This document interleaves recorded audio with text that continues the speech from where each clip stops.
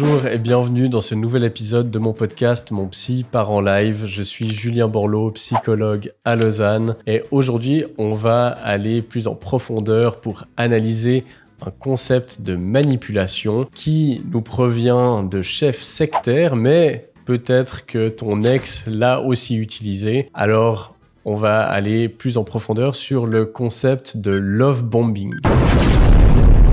Alors oui, vous l'avez peut-être remarqué ces derniers temps, je suis pas mal dans les anglicismes. C'est parce qu'il y a pas mal de concepts, un peu de psychologie pop, on pourrait l'appeler, qui font surface dans l'actualité, sur les réseaux sociaux. Et je trouve que c'est important de vraiment comprendre qu'est-ce que c'est ces mécanismes. Et puis voilà, souvent ces termes sont en anglais, donc pardonnez-moi les anglicismes. Alors, qu'est-ce que c'est que le love bombing ? Peut-être que vous n'avez jamais entendu parler de ce concept. Eh bien, c'est le fait de, dès le début d'une relation, qu'elle soit amoureuse, professionnelle, amicale ou avec un chef de secte, par exemple. Eh bien, c'est de bombarder la personne d'amour, d'affection, de compliments, vraiment faire le max. Et vraiment, c'est le conte de fées. On va être hyper valorisant, hyper soutenant, etc. Donc ça, c'est la phase initiale. Mais pour qu'il y ait manipulation, eh bien, évidemment, ça doit se compliquer. Donc après cette phase initiale où on bombarde littéralement la personne en phase d'amour, d'affection, de compliments, eh bien, tout d'un coup, il y a une cassure qui vient.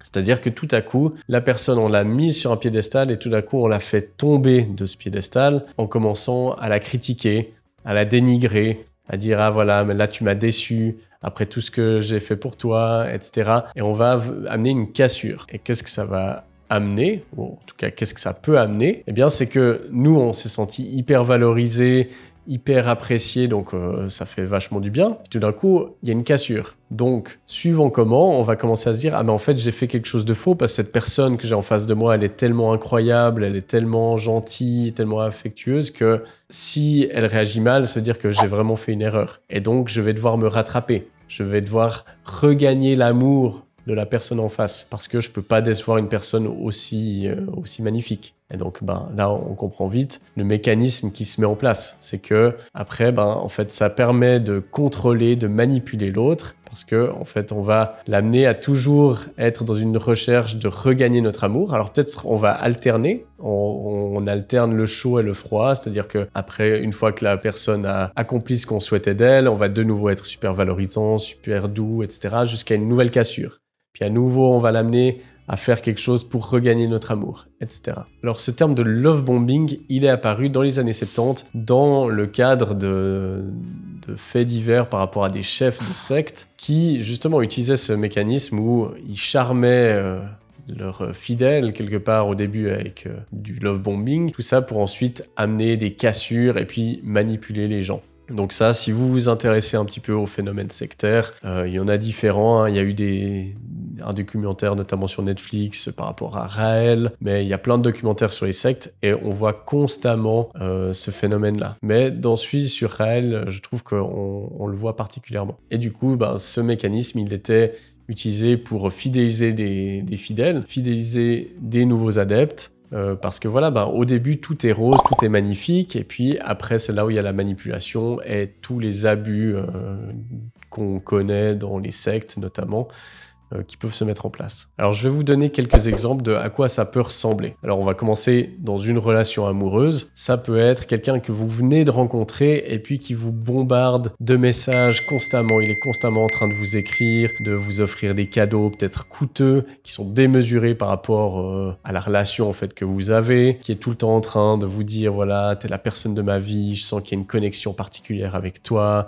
ça a cliqué dès le premier regard, t'es la femme de ma vie ou t'es l'homme de ma vie, etc. Puis, c'est des personnes qui vont être beaucoup dans la projection tout de suite. Dire, ah mais en fait, je me vois faire ma vie avec toi, j'aimerais avoir des enfants, j'aimerais me marier, puis voilà, on promet plein de garanties, si on veut. En utilisant des termes parfois peut-être comme voilà, t'es mon âme sœur, j'ai tout de suite su au premier regard, j'ai pas eu besoin de te parler pour savoir qu'on était fait l'un pour l'autre. Puis on va du coup amener l'autre à se projeter à fond dans notre relation. Et puis au début c'est parfait, puis tout d'un coup ça casse, et puis ben voilà, on va chercher à regagner l'amour. Et surtout, ce qui va nous crocher dans cette relation, c'est que on va se dire, mais au début, elle était si magnifique, cette personne, je sais de quoi elle est capable, je sais que ça peut être un conte de fées. Donc, on va rester pour chercher à rattraper, en fait, et à retrouver cette relation. Sauf que, eh bien, spoiler alert, ça n'arrive jamais, parce que c'est ce qui se passe dans toutes les relations abusives,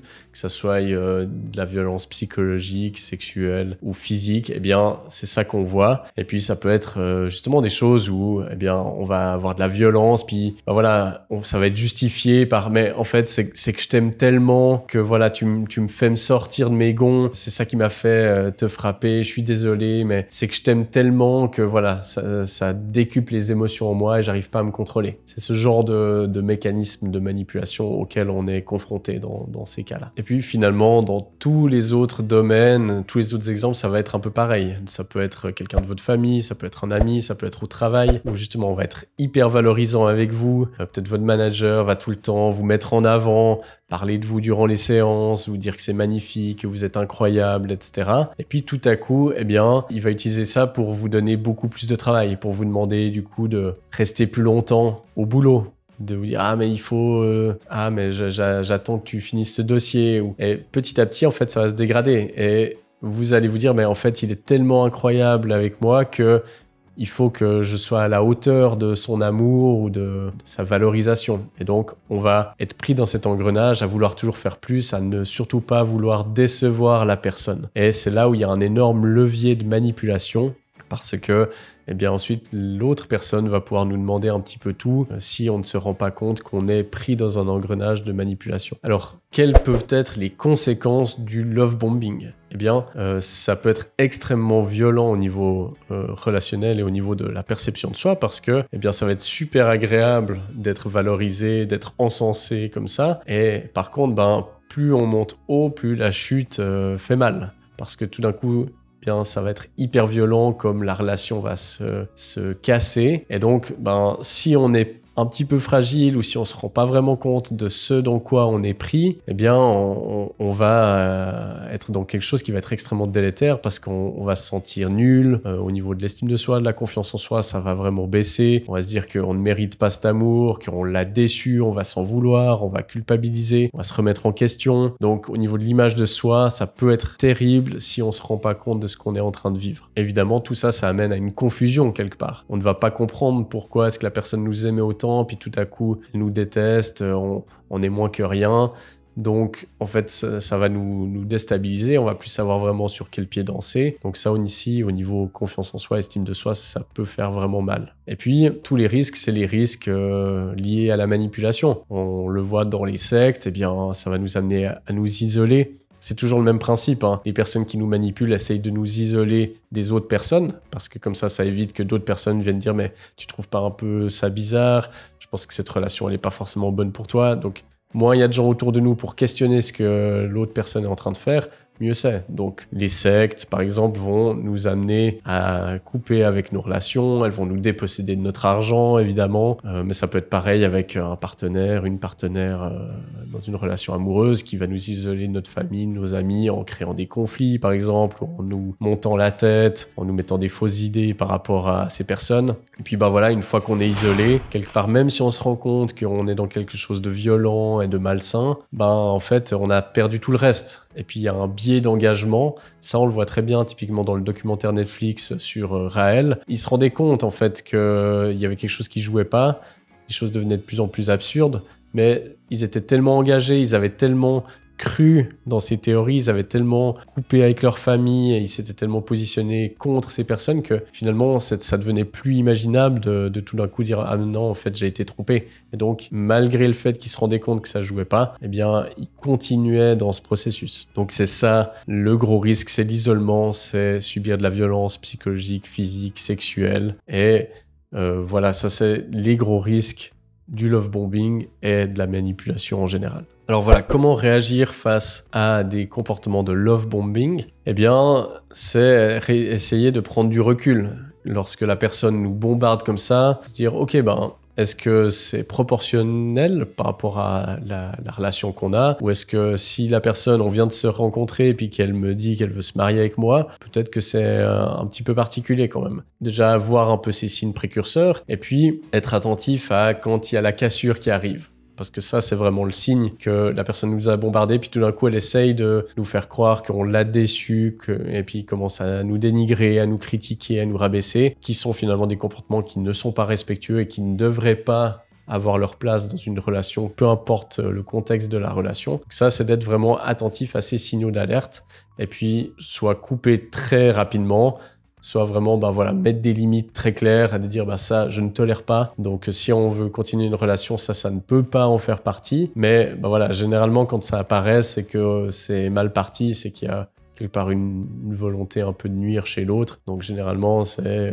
sauf qui peut. Et pour ça, ça peut être intéressant aussi d'en parler à d'autres personnes. Si vous sentez, vous avez l'impression que la personne en face de vous a ce type de comportement, n'hésitez pas à en parler à vos proches, à votre famille, à des amis, pour voir un peu quelle est leur vision des choses, comment ils interprètent ça. Ça vous aidera à avoir un autre regard externe et pas être juste isolé dans votre coin avec vos propres doutes. Et comme d'habitude, n'hésitez pas à consulter un psychologue pour vous aider si vous êtes dans cette situation, pour vous aider à décortiquer un petit peu ça, puis essayer de comprendre ce que vous êtes en train de vivre, ou après coup, pour travailler sur les séquelles que ça peut laisser au niveau de la confiance, de l'estime de soi, de la confiance dans les relations. Ça peut vraiment être un point super important à travailler pour pouvoir avoir des relations de qualité par la suite. Voilà, on arrive à la fin de notre épisode. J'espère que cet épisode vous aura plu. Comme d'habitude, laissez-moi vos commentaires, abonnez-vous sur YouTube, sur les plateformes de podcast. Et puis si vous arrivez à me laisser une évaluation et un commentaire sur Spotify ou Apple Podcast,